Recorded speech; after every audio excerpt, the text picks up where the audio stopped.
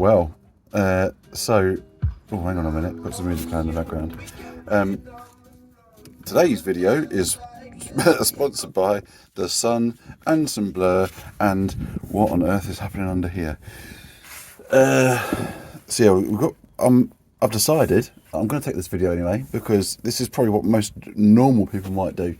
I spent a long time doing some research and digging and finding out what to do, how to do, and the best way to do. And I see some videos on YouTube and I'm like, oh, it makes it look so easy. As you can see, I've got a fuel tank right in front of my face. Behind the camera is a lovely exhaust, and to my left you might see a rear differential over there. This way above here, that's where a prop shaft should be. Another video is going to come up on that one, but I thought I'd just take this quick video just to sort of give some of the normal world view of what happens here. I've never changed differential oil. If you haven't guessed yet, I'm under the Discovery, and I've got a separate video about the prop shaft that I'm changing, but I thought while I'm under here, the diffs, you know, when, how, what should the oil be changed? How many diffs have I even got? I don't know. I sort of had a look around. Some of the videos say that there's 2, 3 locking diffs, axle diffs, all sorts. And I'm assuming that's just between different like Discovery 2s and 3s and different specs and different things. What I found on this particular car is, and I'll show you probably the diffs that I've got and where I've got to so far. So hang on, let's just pause a sec. So over here, this is the rear of the car, and this is the diff I'm looking at the minute. So from what I can see, this diff splits the power from the power, I don't know what you want to call it, but it splits the axle in two to go to your left and your right side at the rear for your four-wheel drive. This is obviously it must be the differential. It can't be anything other than a differential. That's the point where the universal joint attaches to the prop shaft. So then it comes here and transfers the energy, splits it out. So again, transfer case, differential, I don't know the difference. Again, I'm not a massive expert at this sort of stuff at all. But this sort of the easy way to do this is there's a drain plug under there, which I've already had out and drained all the oil out, and there's another one up here which is an oil filler. I think you can just about make it out on the thing there. So that's where the you fill it up. From everything I've read, you just fill it up until that sort of seeps out a little bit. I've got a catch pan over here and an old trusty bit of IKEA cardboard to catch any spills to stop them from going on the driveway. I'd absolutely massively, for this job, recommend this plungy type jobby. It's about a tenner. I've also taken the decision on this because the car is on a flat surface now on the driveway anyway.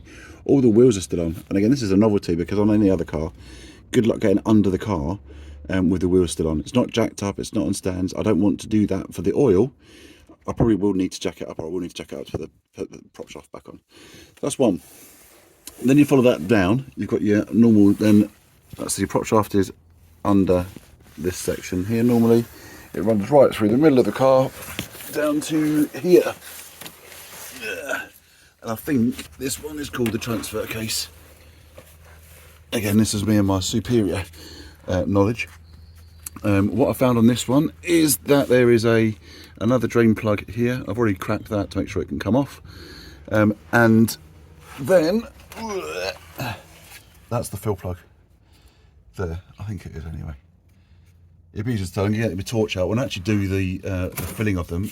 Oh, that patio surface is cold on my back when the t-shirt rode up. So I'm going to get under there and do those two as well, because it's the same oil and it makes sense to do them. When I was looking at the parts for these, if you were to buy a new transfer case or a new diff, you're looking at the best part of £1,000 for a new one. So I think it's 150,000 that they recommend, or maybe it's quicker intervals than that. But certainly at 150,000, it needs to be changed if it hasn't been done already. So it makes sense for me to do all of the diff oils as I can. Right then, let's go. It's too much. Let's have a look. So that's your transfer case. So there's another shaft here, another drive shaft of sorts, prop shaft, drive shaft. Not too sure which bit's which, because like I say, I've not really spent any time studying it. Oh, there we go. There is where is it? Oh, Land Rover. Right. So that looks like a sump a regular oil sump to me. I've got the oil to do an oil change as well. But the sump looks really little. I don't know if that's right or whether it's just that's the bottom part of the sump and there's more oil being held elsewhere, but it looks really dilly. And then I've got this here. So this is another drive shaft, which again has got the drain plug there, and the fill plug is somewhere else. I think it's, oh, I can't remember. I found it before I decided to start tackling the job anyway. All the videos recommend that you take the fill plug out first. Make sure you can definitely get that out before you then try and put the before you drain the oil out. And I guess that is if you do get to a situation where you can't get the fill plug out, then you're going to end up with a bit of a problem when it comes to taking it somewhere or doing something, because it's going to be drained full of fluid. There'll be no transition fluid in it at all. Just looking at this as well, there's a bush there. That bush looks a little bit, I don't know, doesn't look too bad. This mere ball ache might need to be done at some point, which weird ball ache by the looks of that one, because it's, what's that attached to? Attached to the subframe, I think, front subframe, and then in that case, so that's going to be a right bitch to get out. Anyway, that is not today's job. Where are we going then? So I'm just doing some studying engineering while we're at it. So I think, from what I can make out, and again, I'm happy to be educated on this because I don't claim to be any expert. It looks like if this is the sump, that's actually the engine sump, and the gearbox is next to it. So I reckon this transfer case is the bit that takes the power from the engine.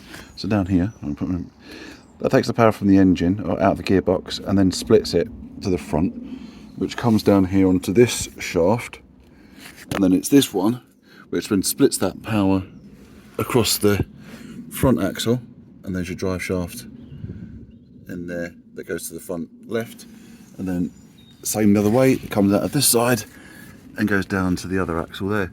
And then, so the main prop shaft is running down the back there, all the way to the back of the car. So I don't know whether my shonky videography has been any good. I'm going to just spin back round. So yeah, I've no idea if that shonky video work is going to be any good to anybody. So the purpose for this one is that I'm doing it without jacking the car up, which is great. I'm not going to bother to try and show you how to fill the diffs on the video, because it's a bit of a pain under the car.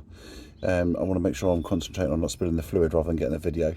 There are plenty of videos out there to show you how to do each of the diffs. Hopefully a little bit of wandering around.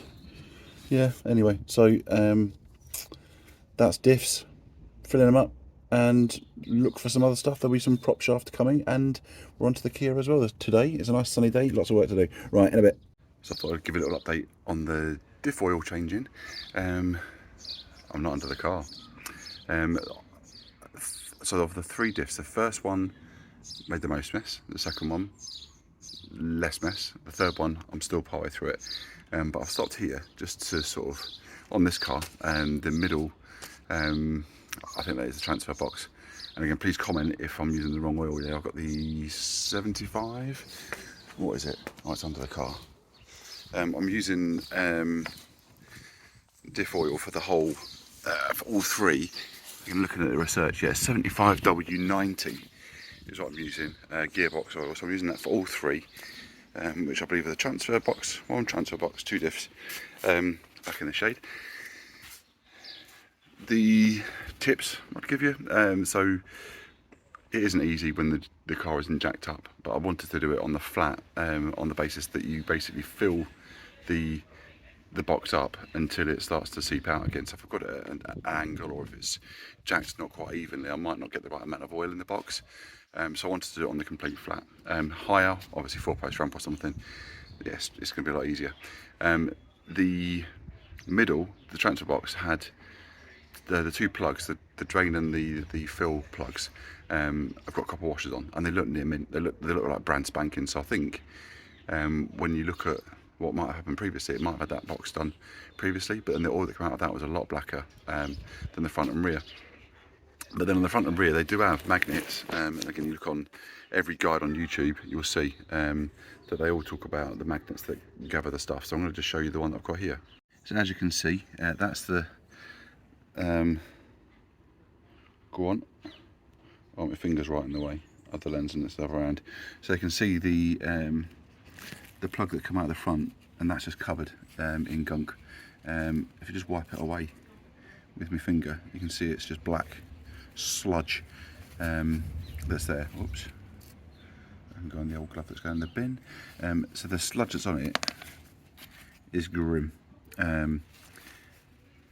So if you're in any debate at all about whether you should or should not do your diff oil, just look at what was on that. It's from what I've read and what I've seen on YouTube, there is the magnet on there, which means that it's normal for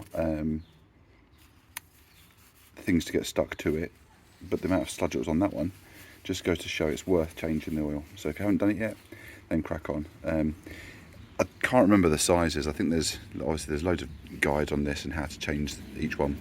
Unfortunately, many moons ago, I bought a set of sump keys, and there's like a variety of different shaped keys, and I think I probably needed all of them on this.